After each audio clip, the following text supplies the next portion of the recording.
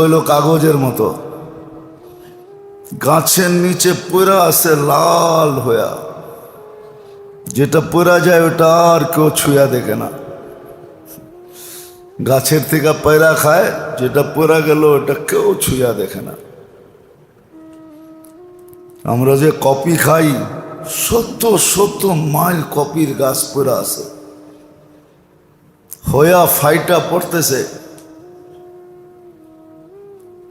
এরকম অনেক দেশ আছে দুনিয়াতে,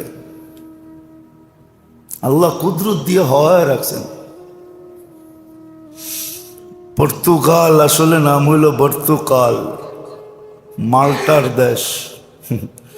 আল্লাহ 100 মাইল মালটা লাগায় রাখছেন। যখন সব পাকে, যেদিকে চোখ বুলাইবেন মনে হয় যে দাদা লেগা যায়।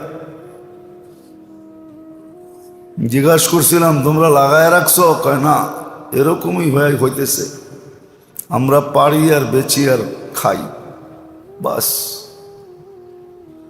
সামান্য ছোট একটা দুনিয়ার জীবনের জন্য যদি আল্লাহ এরকম ব্যবস্থাপনা করেন, তাহলে একটা জীবন কিন্তু আমাদের সামনে আসতেছে,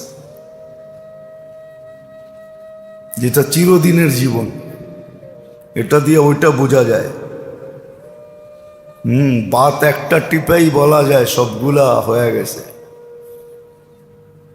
বিবেকমান বুদ্ধিমান হলে এটা নিয়ে ক্যালকুলেশন করা যায়, হিসাব নিকাশ করা যায় যে এই জীবনটার জন্য যদি এরকম ব্যবস্থাপনা করে থাকতে পারেন। আর যেটা সচক্ষে দেখতেছি, আমি তো সংক্ষেপে একটু বুঝাইলাম, তাহলে একটা জীবন যে চিরদিনের জন্য আমার সামনে আসতেছে, এটার ব্যবস্থাপনাটা কি?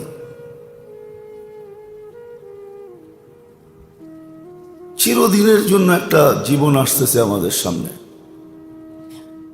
ওটার ব্যবস্থাপনাটা কি? কোনো ব্যবস্থাপনা আছে কি নাই? তো জবাবে আসবে আছে অবশ্যই। জীবন যখন আছে তো ব্যবস্থাপনাও আছে। যার জীবন নাই তার কোনো ব্যবস্থাপনারও প্রয়োজন হয় না, আর যার জীবন থাকে তার ব্যবস্থাপনার প্রয়োজন হয়। খাওয়ার দিক দিয়া, পড়ার দিক দিয়া, চলার দিক দিয়া, ফিরার দিক দিয়া, সর্বদিক দিয়ে প্রয়োজন হয়। ওই জীবনটা যখন চিরদিনের, তো ওইখানের তো একটা ব্যবস্থাপনা আছে।